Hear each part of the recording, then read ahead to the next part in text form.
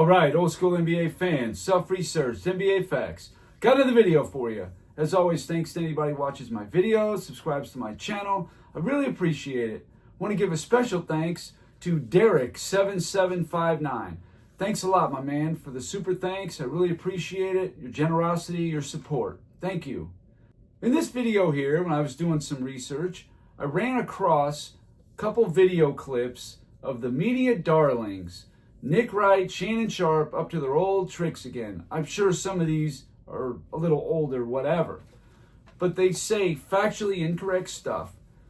But the thing that always bothered me is both these guys, Shannon Sharpe and Nick Wright, both of them. They're all over the 91 LA Lakers as if they were just old, washed up bums. They want to make a point to let you know, oh, it was not the Showtime Lakers. No, we're not giving Jordan credit for beating the Showtime Lakers. Well, what I want you guys to tell me in the comments is, what was the Showtime Lakers? And what I mean is, what was their exact era? Because from 1982 to 1991, they were either in the finals or had the best record in the Western Conference for 10 straight years. In 1986, they were 62-win team, and the Celtics were a 67-win team, but they had the best record in the West. They had the best record in the West, or was in the finals from 1982 to 91 over a 10-year period. So when did it start? When did it end? Obviously, they're going to say 1980, but in 1981, they got beat in the first round. So when did it start? When did it end? That's what I'd like you guys to tell me in the comments. No one's ever been able to put an actual cap on that time range. Well, my point is that the stuff that these guys say is ludicrous. Obviously, they're just going to say things to downgrade what Jordan did, obviously, so then they can try to prop up their boy. We know this. But a lot of this stuff is not only factually incorrect, even their opinions are skewed and ridiculous. Take a listen. Remember, Lakers lost the series. Yeah, because Magic was on fumes. James Worthy was on fumes. You know it. Magic wasn't on no fumes. The man had been to 10 finals. He wasn't on no fumes. Stop it, Cube. Now you know better. He's been going to finals ever since he was in the league. So that's my point. You on fumes after your 12th year? And going to the finals every year? Absolutely, because you playing in June. Them other jokers done in April. No. Yeah. I'm not going to say Magic was on fumes. Magic was on fumes. No. He had already tweaked his head. Remember the year before? He beat Magic for his first title. Magic was 73. Okay, I find you. I'm going down the list. Going down the list. I didn't hear you say that when Magic was here, but we'll talk about that. Magic we'll talk about that you later. know Magic. You didn't say that when Magic was here. But here, the man, tell him that. The man had gone to nine finals in 10 years. I feel you on that. And by the way, he took Vlade Divac and those guys. Yes. It wasn't Kareem and Worthy and them. I got Jordan's first title. Oh, it was the Showtime Lakers. No, it wasn't. Kareem wasn't there. That team was led in points by James Worthy. That was an okay finals team, not a great finals team. So you heard all these guys. Oh, Magic was old, running on fumes. First of all, he never made the finals in 9 out of 10 years. I don't know what he's talking about. Magic Johnson made the finals 9 times from 1980 to 1991 over a 12-year period. 9 finals in 12 years. If you're talking about from 1982 to 1991, that 10-year period, then it would have been 8 finals in 10 years. Sure, that's true. But again, factually incorrect, because these people do not know the history. They just throw out wild opinions, and then the weak-minded people jump on it, think it's gospel, and then they go into all the YouTube content creators' comment sections and flood it with the same talking points. The Magic old, Kareem wasn't there. That's the crux of their argument, why it really wasn't that impressive. Nick Wright said that, oh, James Worthy was the leading scorer of the Lakers. So, he was an all-NBA player, top 75, finals MVP. So, that's a bad thing that James Worthy was the leading scorer? Let me run these by you real quick. 1988, Los Angeles Lakers. You know who the leading scorer was? Well, it wasn't Kareem. It was Byron Scott. The last time the Lakers won a championship with Magic Johnson. 1988, Byron Scott, the leading scorer. Did he edge out someone? No. he was a full 2 points ahead of James Worthy, who was the second leading scorer. Magic Johnson was third at 19.6, and Kareem was the fourth leading scorer at 14.6. 40-year-old Kareem, 41-year-old Kareem when he actually played in the finals. Okay, he was so valuable, right? Now again, if we're talking about the Lakers of the early and mid, yeah, totally different team. They didn't even have Byron Scott in their first two championships. What's the point there? I don't understand. They didn't have James Worthy in their first two championships. Again, when does Showtime start? When does Showtime end? Because those guys weren't even in the first two championships. Look at 1988 rebound leaders. Oh, AC Green led the team in rebounds, 8.7. That's a key thing to remember. Remember that stat right there. AC Green was the leading rebounder in 1988, the last Lakers championship of their dynasty. Second was Magic Johnson at 6.2. Michael Thompson, coming off the bench, was third with 6.1. Kareem was fourth on the team in rebounds with 6. So he's fourth in scoring, fourth in rebounds. Keep that in mind. How about the 89 Lakers? They were in the finals, right? They got swept because Scott was injured, Magic was injured, yada, yada, yada. The leading scorer in 89 was Magic Johnson, 22.5. Now, is that good or bad? I don't know. According to Nick Wright, he was trying to make it sound like because James Worthy was the leading scorer, it's a bad thing. So is this good or bad that Magic was the leading scorer? I don't know. Second place, James Worthy at 20.5. Byron Scott at 19.6 was third. AC Green, 13.3 was fourth. And Kareem, 10.1, fifth place. Rebounds in 89. Again, AC Green leads the team, 9 rebounds a game. Magic second at 7.9. Worthy third with 6. Michael Thompson fourth at 5.8. And there's Kareem all the way down at fifth place in rebounds. So the guy who's fourth and fifth in points and rebounds, that's the guy that makes all the difference. Okay, the 1990 Lakers, they were 63-19. They had the best record in the NBA. They were the number 1 net rated team. They were the number 1 overall seed. Magic won the MVP. They had 3 all-star starters. And this isn't the fans voting this in either. Back then, it was not the fans. It was the coaches. They started Magic, Worthy, and AC Green. Starters. In 1991, the Lakers' leading scorers were James Worthy, 21.4. Magic Johnson at 19.4. Byron Scott, 14.5. Sam Perkins is now on the team at 13.5. And Vlade Dvas at 11.2. So Vlade Dvas is essentially taking Kareem's spot. The thing that everybody talks about, oh, they were old, they weren't Showtime. Here's the ages of the 6 key players on that team. James Worthy was 30 years old in the finals. Started the season at 29, but he was 30 in the finals. Magic Johnson was 31 years old. He finished second for MVP. All right? Byron Scott was 30 years old. Sam Perkins was 30 years old. Vlade Dvas was 23 years old. AC Green was 27. Now, is 27 to 31 considered old? I wouldn't think so, but apparently that's ancient according to these idiots on TV. Here's a key thing. The last championship that the Lakers won, the Showtime, whatever you want to call it, era, 1988. In the semifinals, they played Utah. Utah was a 47-35 team. It took them 7 games to beat them. In the conference finals, they played Dallas, a 53-29 team. It also took them 7 games to beat them. Then in the finals, they played Detroit, and it took them 7 games to beat them. They were 54-28. So in 1991 Lakers, they played Golden State in the conference finals, 44-38. Okay, they have a little bit worse record than Utah, but they beat Golden State in 5 games. No big deal. In the conference finals, they beat the team with the best record in the NBA, number 1 overall seed, Portland Trailblazers, who were 63-19 in 6. That's a nice solid win. Looking at the net rating of these teams, from 88 to 91. In 1988, the Lakers were the second net-rated team. In 1989, they were the third net-rated team. In 1990, the second net-rated team. In 91, the third net-rated team. They were actually top 5 in offense, top 5 in defense. This was a very good, well-rounded team, no doubt about it.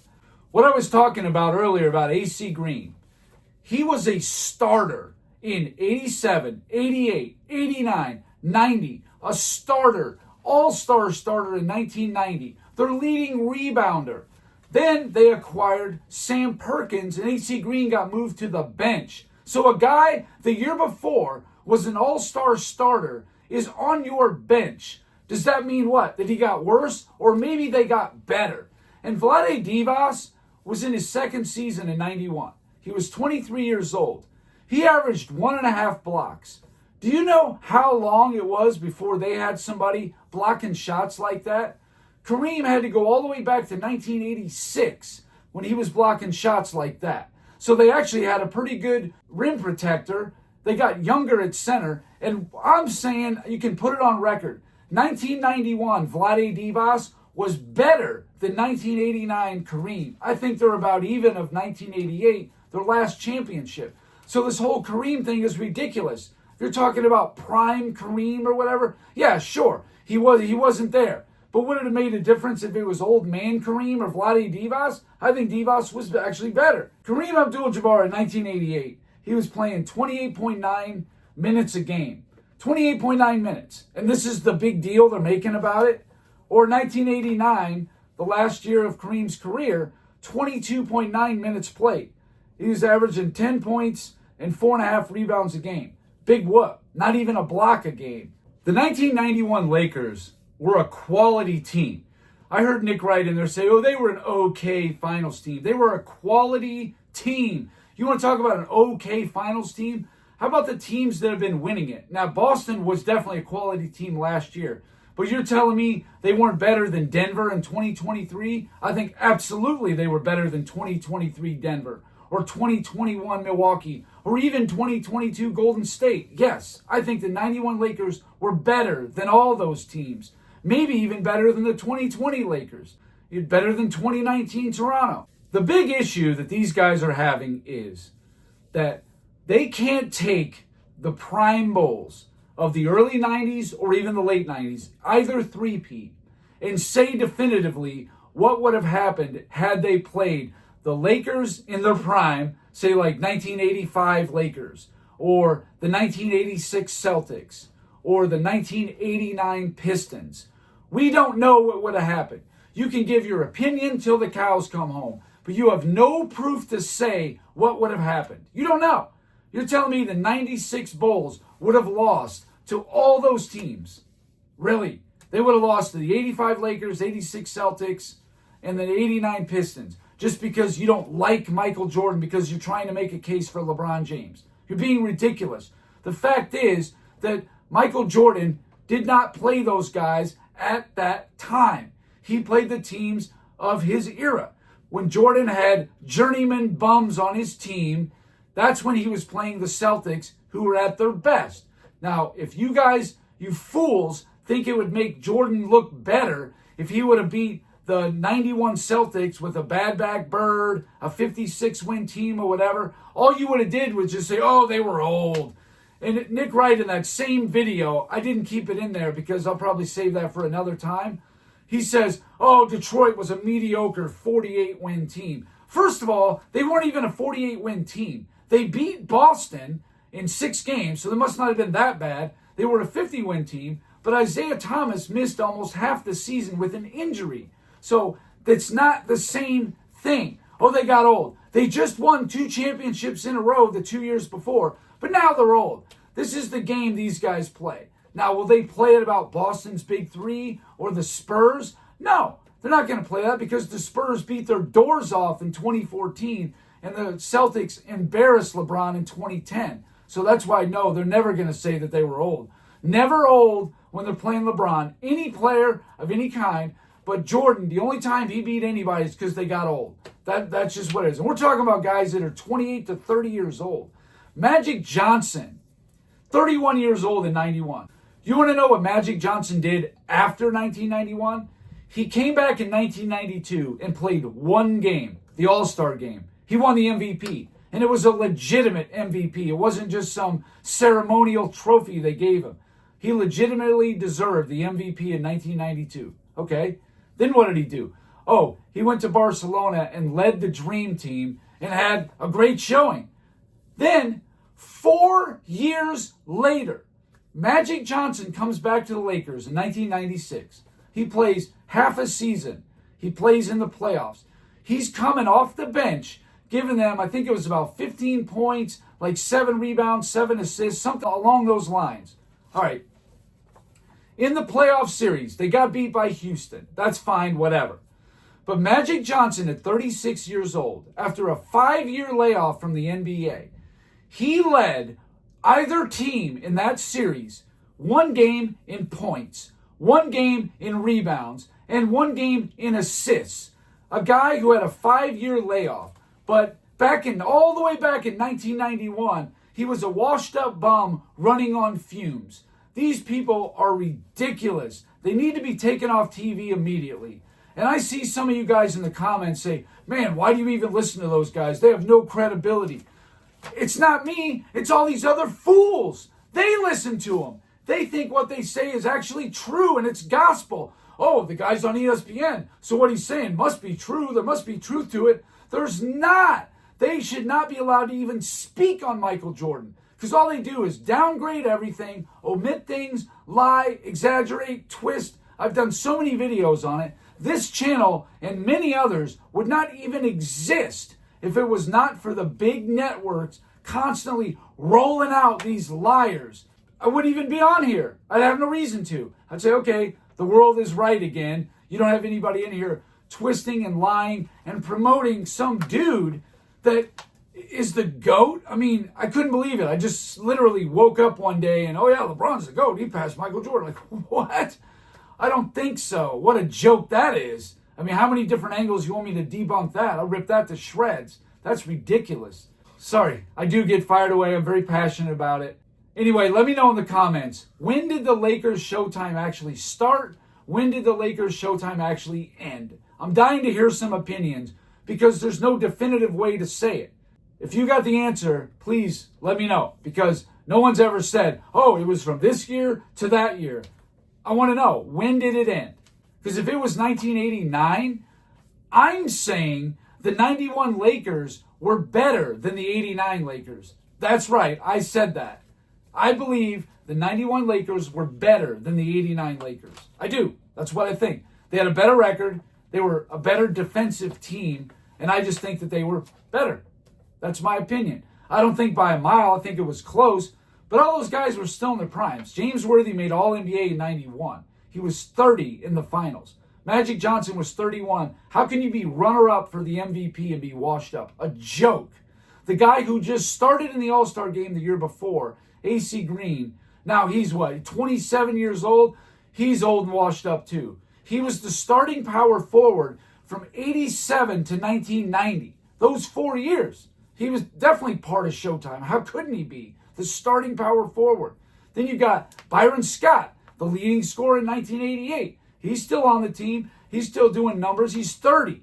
He's not washed up by any stretch of the imagination. Then instead of 41 and 42-year-old Kareem, you have 23-year-old Vlade Dvas getting you more points in the playoffs, more rebounds, and more blocks. I'm saying the 91 Lakers were better. And then you add Sam Perkins, who's right in his prime too, 30 years old. They had a good team. No, the 91 Lakers were not as good as probably the 93 Suns, 96 Sonics, nothing like that. But I don't think they were necessarily the worst team they played in the finals either. I don't know. I mean, Portland was also a very good team. And that's the thing. Lakers knocked off Portland, the defending West champions, #1 overall seed in 6 games.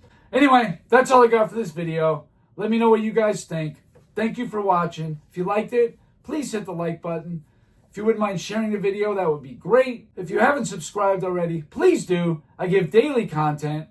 And that's it. Until next time.